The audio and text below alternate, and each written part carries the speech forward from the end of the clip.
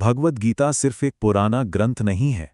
असल में ये जिंदगी की उस सबसे बड़ी मुश्किल का हल है जब सही और गलत में से किसी एक को चुनना नामुमकिन सा लगता है।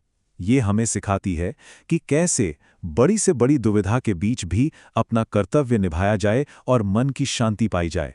तो चलिए इस योद्धा की गाइड के गहरे ज्ञान को समझने की कोशिश करते हैं।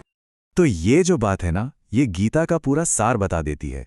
देखिए, ये कोई मुश्किल धार्मिक किताब नहीं है, बल्कि जिंदगी जीने का एक बहुत ही प्रैक्टिकल तरीका है। जो कोई भी इसके सिद्धांतों को अपनाता है, वह सिर्फ दुनिया में ही सफल नहीं होता, बल्कि उसे एक अंदरूनी शांति भी मिलती है, और यही चीज उसे सबसे बेहतर बनाती है। जरा सोचिए, वो मंजर कैसा रहा होगा। कुरुक्षेत्र का विशाल मैदान, एक तरफ पांडव, दूसरी तरफ कौरव, और दोनों ही सेनाओं में कौन है? भाई, गुरु, दोस्त, अपने ही लोग एक दूसरे के खिलाफ खड़े हैं।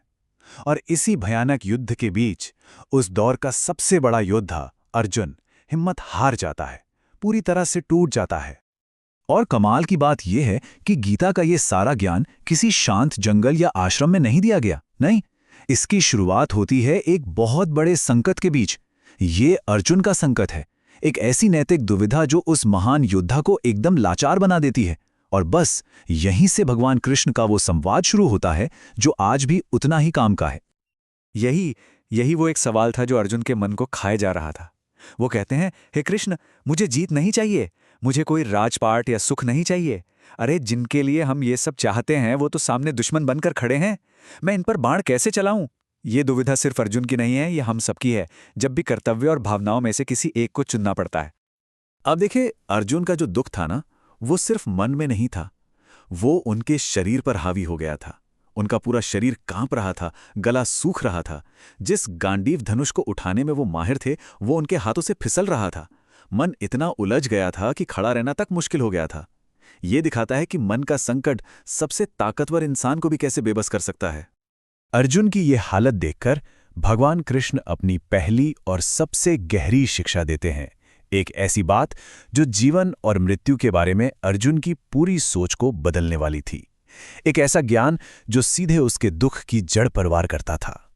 तो कृष्ण यहाँ एक बहुत ही जरूरी फर्क बताते हैं। वो कहते हैं कि ये जो शरीर है ये तो नश्वर है, आज है कल नहीं होगा, ये टेम्पररी है।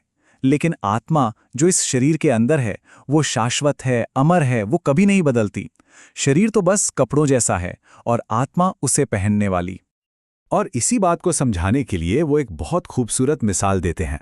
कृष्ण कहते हैं, हे अर्जुन, तुम जिनके मरने का शोक कर रहे हो वो असल में कभी मरते ही नहीं। जैसे हम पुराने फटे कपड़े बदलकर नए पहन लेते हैं, वैसे ही आत्मा बस एक पुराना शरीर छोड़कर नया शरीर धारण कर लेती है। तो फिर मौत का शोक कैसा?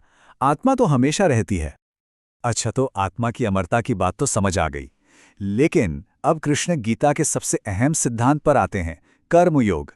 ये दुनिया में काम करने का एक ऐसा तरीका है जिससे इंसान अपने ही कर्मों के बंधन में नहीं फंसता।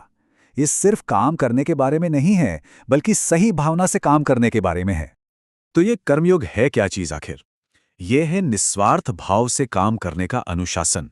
मतलब अपना जो भी कर्तव्य है उसे पूरी लगन और मेहनत से करूं, लेकिन उसके नतीजे से कोई उम्मीद मत रखो। सफलता मिलेगी या असफलता, इसकी चिंता किए बिना बस अपना काम करते जाओ।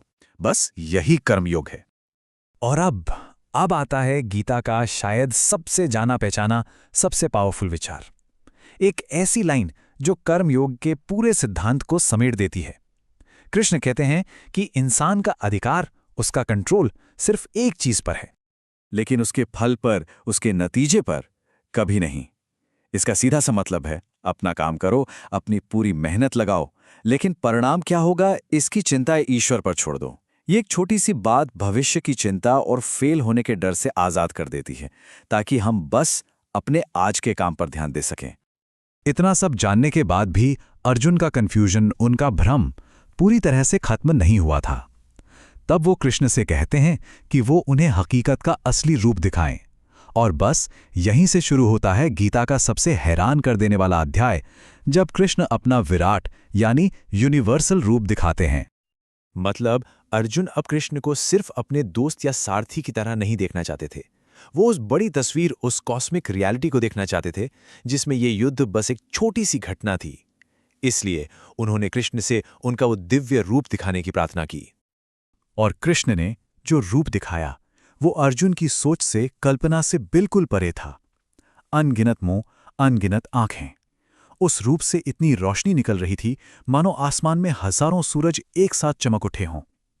अर्जुन ने देखा कि पूरी कायनात, सारे देवता, सारे जीव उसी एक शरीर में मौजूद हैं और दोनों सेनाओं के बड़े बड़े योद्धा आग के पतंगों की तरह उनके धधकते मुंह में समाते जा रहे हैं।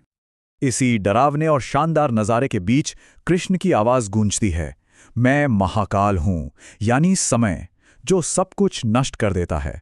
ये सारे योद्धा असल में मेरे द्वारा पहले ही मारे जा चुके हैं। अर्जुन, तुम तो बस एक जरिया हो, एक इंस्ट्रूमेंट हो। इसका मतलब यह था कि नतीजा पहले से तय है। अर्जुन को बस अपनी भूमिका निभानी है, अपना कर्तव्य पूरा करना है। तो बस इस दिव्य रूप को देखने और इस गहरे ज्ञान को पाने के बाद अर्जुन की यात्रा पूरी होती है। उनका मन जो पहले शक और दुख से भरा था, अब वहां सिर्फ स्पष्टता और संकल्प था। उनका ट्रांसफॉर्मेशन अब पूरा हो चुका था। तो अगर हम देखें, अर्जुन का ये जो पूरा बदलाव है वो 3 आसान स्टेप्स में हुआ। पहला स्टेप था निराशा का, जब वो भावनाओं में बहकर लड़ने से मना कर देते हैं।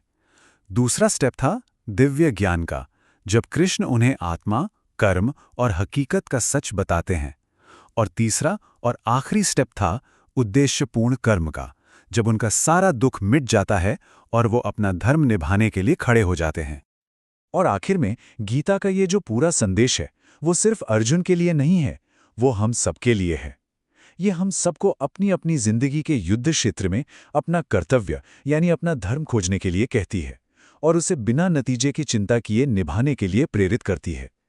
तो सवाल ये उठता है कि हम सबका अपना अपना युद्ध क्षेत्र क्या है और हम अपने कर्तव्य को कैसे निभा रहे हैं।